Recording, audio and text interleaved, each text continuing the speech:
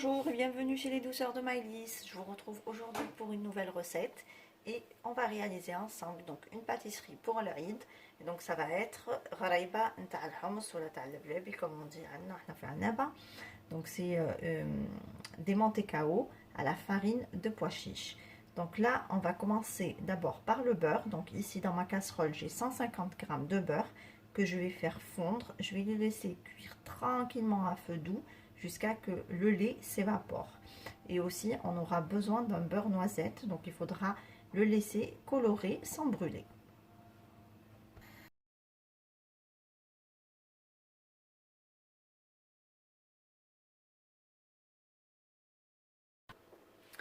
Ici, notre beurre noisette donc est prêt. On va venir donc le filtrer.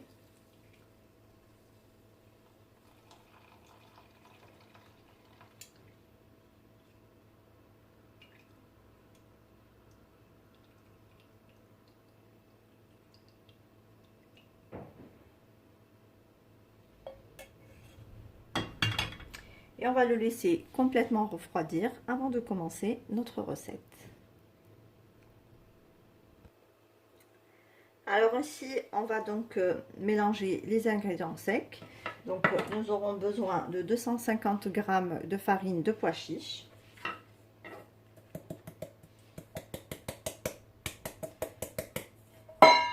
On va la tamiser.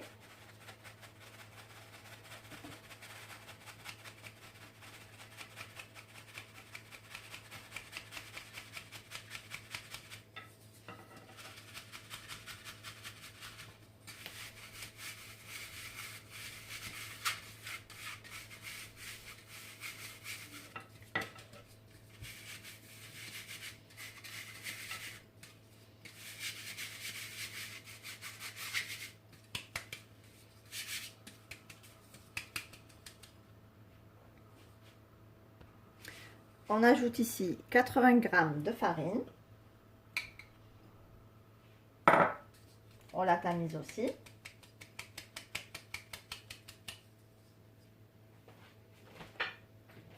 On ajoute 100 g de sucre glace.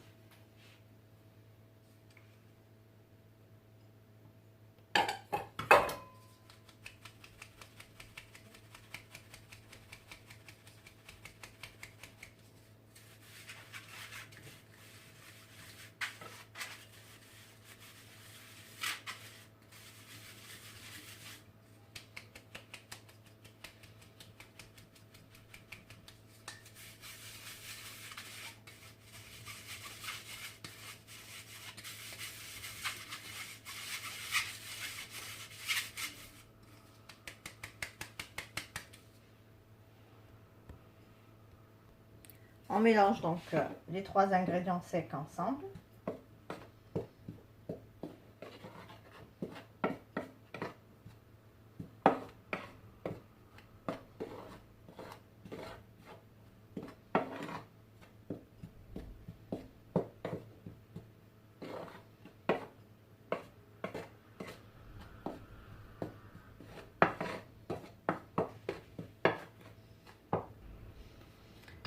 À présent, on va ajouter le beurre.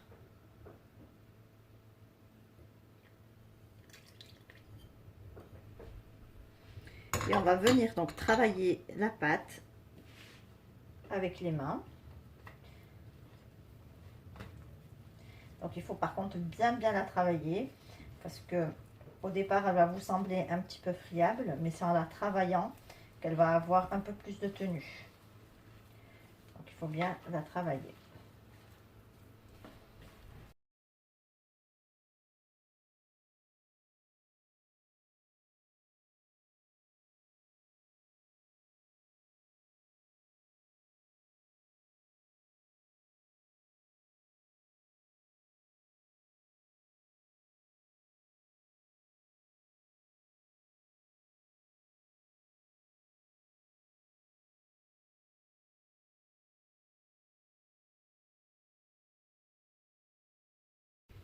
Voilà, donc là j'ai ramassé donc toute ma pâte. Alors il faut bien la travailler pendant plusieurs minutes, c'est très important. Donc au départ, elle vous paraîtra friable, ce qui est normal. Mais vraiment, en la travaillant, on va libérer le gras des pois chiches. Et du coup, on va pouvoir avoir une pâte qui se tient comme ceci. Donc elle est quand même très... voilà, elle est très fragile, hein, vous voyez. Donc c'est normal, c'est la consistance qu'il faut absolument avoir pour cette raiba. Voilà, mais on arrive facilement à en faire une boule par exemple.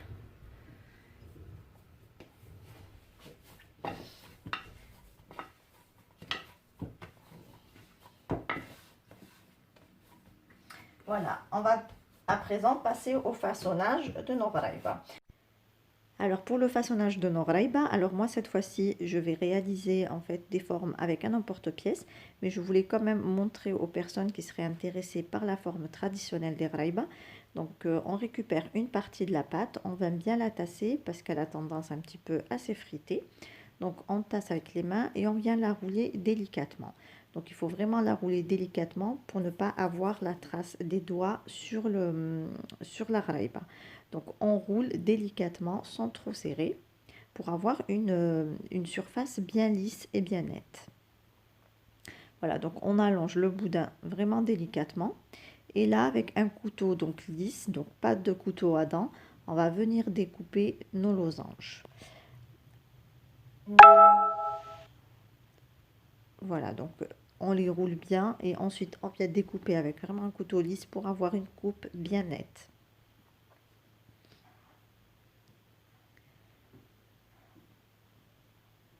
Donc voici le résultat obtenu.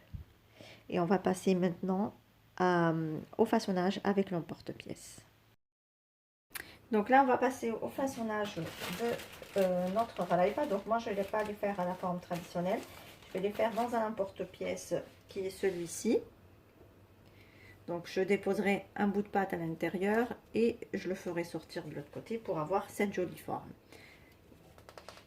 Alors je trempe un petit peu mon emporte-pièce dans la farine pour pas que ma pâte colle dedans. Je récupère un bout de pâte.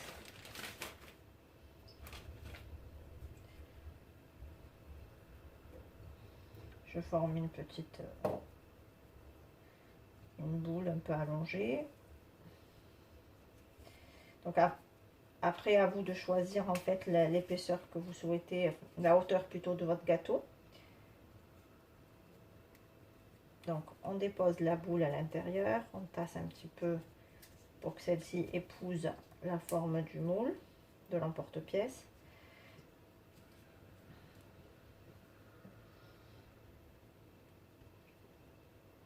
On vient un peu tasser pour avoir une forme bien nette au-dessus. Et on vient donc sortir le gâteau délicatement, puisque la pâte elle est quand même friable. Voilà. Et on obtient du coup cette jolie forme.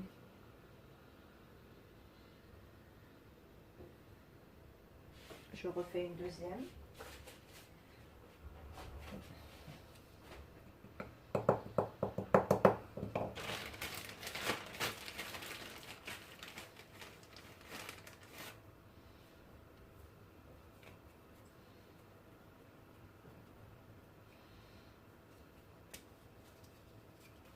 Donc je fais glisser ma boule de pâte à l'intérieur de mon emporte-pièce.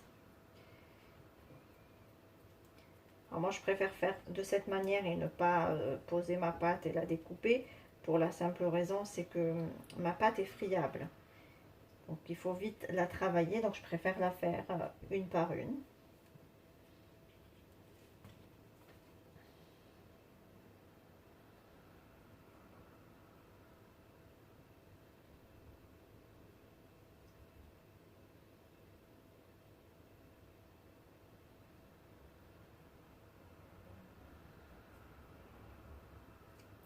Et je la décolle tout doucement de mon emporte-pièce.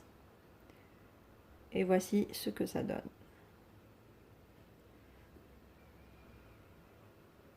Donc là, je vais la déposer sur une plaque recouverte de papier sulfurisé. Et je continue ainsi jusqu'à épuisement de ma pâte.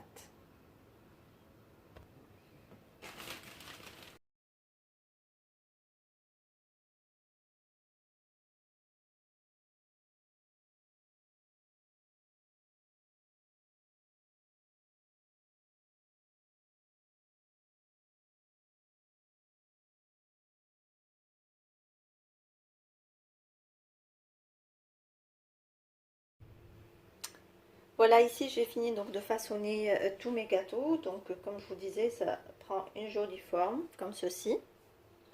Donc voilà, je vais les laisser donc au réfrigérateur pendant 30 minutes pour qu'ils figent, ils durcissent avant de les enfourner. Donc il est important de passer par l'étape réfrigérateur afin que le beurre en fait fige et nos gâteaux donc durcissent un petit peu avant de les enfourner. Alors pour la cuisson, donc c'est dans un four à 180 degrés pour une durée de 15 minutes. Donc il faudra surveiller la cuisson. Si votre four par exemple chauffe trop, il faudra peut-être baisser un tout petit peu la température puisque les gâteaux ne doivent pas colorer, ils doivent garder cette même couleur. Voilà, donc je vous les montrerai après cuisson. À tout à l'heure. Donc voici mes raïbas après cuisson. Donc comme je vous l'ai dit, donc là la couleur ne change pas. Elle prend légèrement une couleur à lait, comme vous pouvez voir même sur le dessous. Voilà, donc ça c'est la bonne cuisson qu'il faut avoir. Donc là moi je vais les décorer avec un petit peu de pistache. Donc ici j'ai concassé quelques pistaches et j'ai ajouté en fait vraiment quelques gouttes de qatr ou de sirop. Pour juste avoir pas forcément une pâte mais humidifier un tout petit peu mes pistaches comme vous pouvez le voir afin qu'ils puissent tenir en fait sur mes raïbas. Donc si vous n'avez pas de sirop ou de qatr, vous pouvez ajouter un tout petit peu de sucre et d'eau de fleur d'oranger, mais vraiment très peu, quelques gouttes, hein, juste de quoi avoir en fait une texture semblable à celle-ci. Donc humidifier les pistaches et pouvoir un petit peu les tasser sur les raïbas et afin que ça tienne. Donc là j'en ai fait une ici que vous pouvez voir. Donc ça donne ça. Donc ça c'est facultatif bien sûr, hein. Vous pouvez décorer autrement ou les laisser tels qu'ils sont. Mais voilà, moi j'ai préféré ajouter quelques pistaches. Donc là je vais continuer ainsi avec le reste de mes raïbas et je vous montrerai le résultat final juste après. Et voici donc le résultat final de nos raïbas. Alors pour la déco, j'ai ajouté aussi quelques pétales de rose, juste pour donner de la couleur. Et voilà, donc on obtient de délicieuses raïbas bien fondantes, mais vraiment bien fondantes et un goût vraiment très particulier. C'est vraiment la seule raïba que je mange qui a vraiment un goût très particulier de pois chiches, torréfiés, c'est vraiment excellent. Ici, on arrive à la fin de notre recette. J'espère que celle-ci vous a plu. En tout cas, si vous avez aimé, laissez-moi un like et un commentaire et n'hésitez pas à partager la vidéo autour de vous. Si vous êtes de passage sur ma chaîne, soyez les bienvenus. Vous pouvez vous abonner en cliquant sur le macaron qui apparaît sur votre écran. Quant à moi, je vous retrouve très vite pour la suite des gâteaux de l'Aïd. Merci de m'avoir suivi et à très bientôt chez les douceurs de Maëlys.